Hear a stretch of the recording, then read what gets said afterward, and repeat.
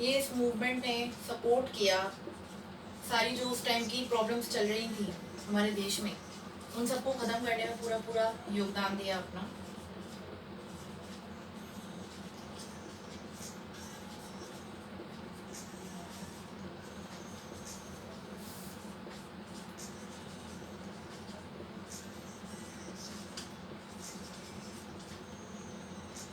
और हमारी जो देश की इकोनॉमी थी उसको प्रोत्साहित किया। फिर लोगों को मतलब समझ में आया इस चीज़ को कि हम ये क्या कर रहे हैं, हम अपने देश की ही चीज़ों का क्यों अनादर कर रहे हैं, हम क्यों आपके इन अंग्रेज़ी चीज़ों को यूज़ कर रहे हैं। आज की भी स्थिति में यही चल रहा है।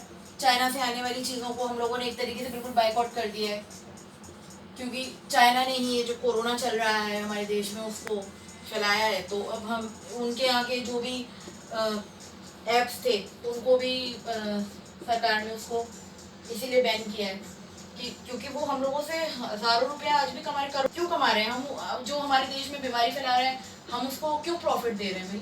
इसलिए आज हमने चाइना की चीज़ों का बहिष्कार किया है।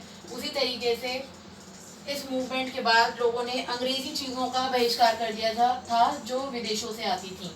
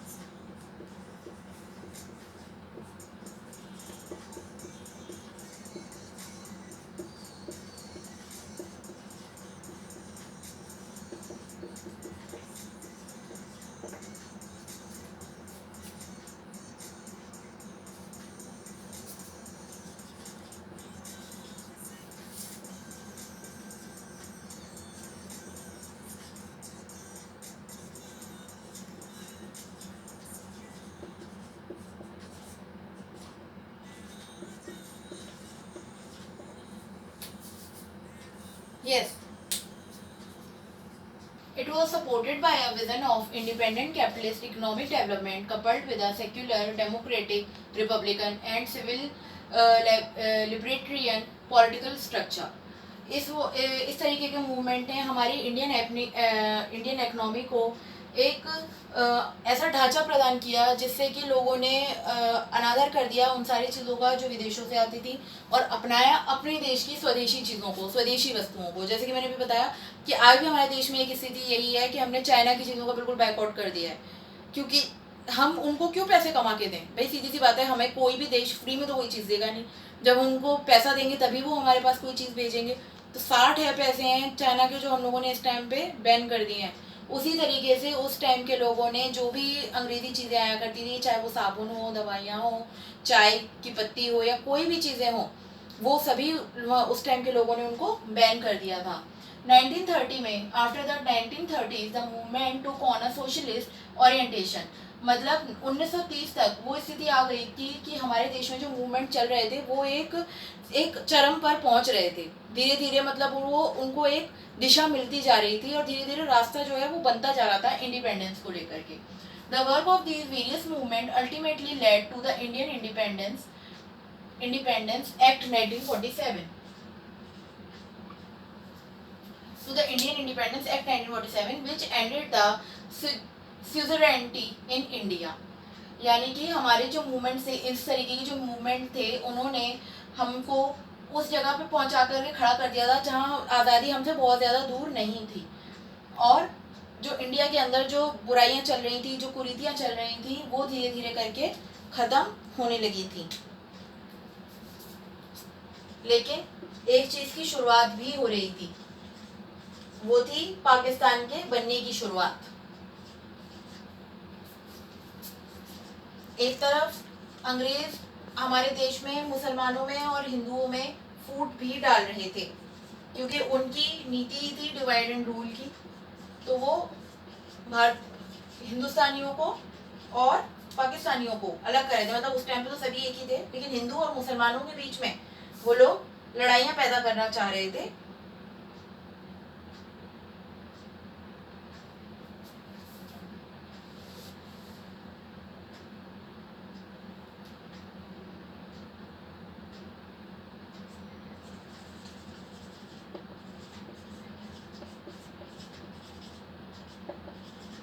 और हमारे बोले भारतवासी इस बात को नहीं समझ पा रहे थे कि इन लोगों की पॉलिसी है क्या। वो ऐसा करके डिवाइड एंड रूल की पॉलिसी करके वो हमारे देश को कमज़ोर करना चाहते थे। बहुत मुश्किल से अंग्रेज़ों को खदेड़ा है हमारे देश के उस वक्त के क्रांतिकारियों ने। अंग्रेज़ हमारे देश को किसी भी कीमत पर छोड़ना नहीं चाहते थे। And the creation of Pakistan, India remained a dominion of the crown until 26 January 1950 when the constitution of India came into force. धीरे धीरे करके इन मूवमेंट्स ने हमारे देश में आज़ादी की स्थिति को पैदा किया, लेकिन हमारे देश के दो हिस्से हो गए, पाकिस्तान और इंडिया बन गया। इंडिया 26 जनवरी 1950 को फाइनली वो समय आया जब हमारे देश का एक स्वतंत्र गणराज्य होने के साथ साथ हमारे देश का एक अलग कॉन्स्टिट्यूशन भी बन गया, और उस कॉन्स्टिट्यूशन को लागू कर दिया गया 1950 में, जो कि जिस कॉन्स्टिट्यूशन के पॉइंट्स को हम आज भी फॉलो करते हैं कि कोई किसी को भी कुछ भी बोलने की आज़ादी है, बोलने पर कोई किसी प्रकार की पाबंदी नहीं है, और छुआछूत का भेद नहीं है, और जो निचले वर्ग के लोग हैं, पिछड़ी जाति के लोग हैं, उनके लिए आरक्षण की व्यवस्था है। इस तरीके की सारी चीज़ें हमारे कॉन्स्टिट्यूशन के अंतर्गत लिखी हुई हैं। पहले आप इसको नोट कीजिए, उसके बाद बाकी का जो बचा हुआ है वो और मैं लिखूंगी, एंड उसके बाद आपका ये चैप्टर आज का कंप्लीट हो जाएगा, फ्रीडम स्ट्रगल ऑफ इंडिया। जल्दी से आप लोग इसको फटाफट से नोट कर लीजिए, देन मैं इसको चैप्टर को कंप्लीट करती हूँ।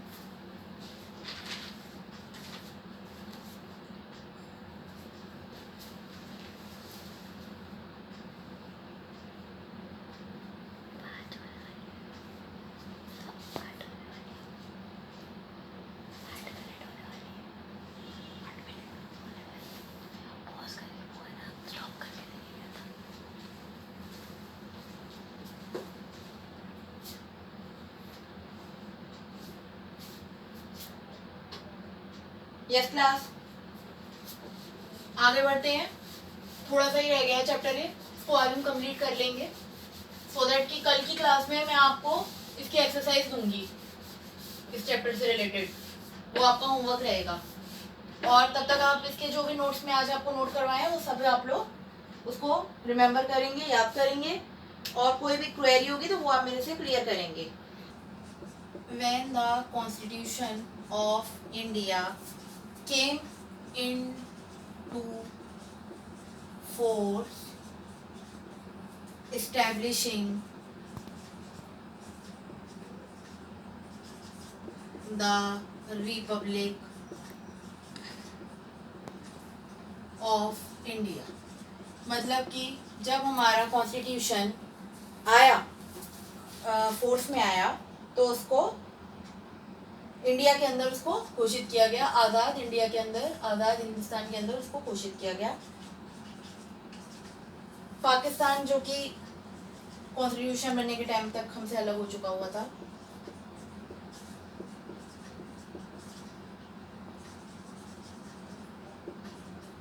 उन्होंने अपने आप को 1956 में एक रिपब्लिक घोषित किया खुद को, इंडिया पाकिस्तान में।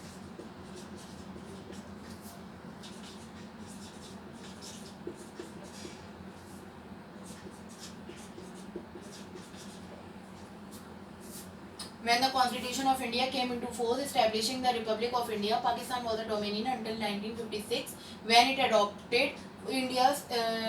adopted its first Republican Constitution. यानी कि हमारे देश में इस्टेब्लिश हो चुका हुआ था ऑलरेडी रिपब्लिक इंडिया में, पाकिस्तान ने उसको 1956 में अडॉप्ट किया। 1956 में पाकिस्तान ने अपने आप को, और उन्होंने अपना एक अलग कॉन्स्टिट्यूशन बनाया। 1971 में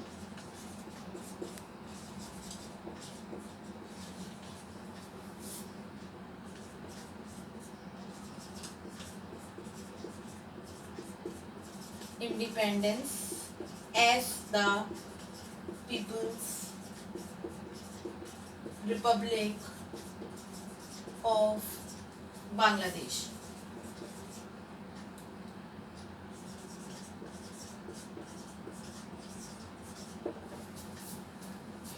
मैं पूरा डिक्टेट कर रही हूँ. When the Constitution of India came into the force, establishing the Republic of India, Pakistan was a dominion until 1956, when it adopted its first republican constitution. In 1971, East Pakistan declared independence as the People Republican of Bangladesh. यानी कि हमारे देश का संविधान बन चुका हुआ था और हमारे आज़ाद भारत में उसको सर्कुलेट भी कर दिया गया था. पाकिस्तान ने अपने आप को 1956 में सही तरीके से अपने आप को आज़ाद घोषित किया और अपने देश का अलग कॉन्स्टिट्यूशन बनाया. 1971 में ईस्ट पाकिस्तान ने भी अपने आप को पूरी तरीके से आज़ाद घोषित कर दिया, जैसे कि बांग्लादेश ने अपने आप को घोषित किया. बांग्लादेश, आप लोगों को मालूम है कि बांग्लादेश बंगाल का ही टूटा हुआ टुकड़ा है, जिसको इंदिरा गांधी के शासनकाल में अलग कर दिया गया था. इंदिरा गांधी 1966 से लेकर के और उसके बाद 12 वर्षों तक हमारे देश की प्रधानमंत्री रही थी, पहली महिला प्रधानमंत्री रही थी. उनके ही कार्यकाल में बांग्लादेश अलग कंट्री बन गया था. अब स्टूडेंट्स, ये चैप्टर तो आपका आज कंप्लीट हो गया, फ्रीडम स्ट्रगल ऑफ इंडिया. अब हम नेक्स्ट इसको कल कंटिन्यू करेंगे और कल मैं आपको इसकी क्वेश्चन आंसर और एक्सरसाइजेस दूंगी. अगर आप लोगों की कोई क्वेरी हो तो आप मुझसे मेरे व्हाट्सएप नंबर पर क्लियर कर सकते हैं. मेरा व्हाट्सएप नंबर है 9927188588. Okay, have a nice day, good day.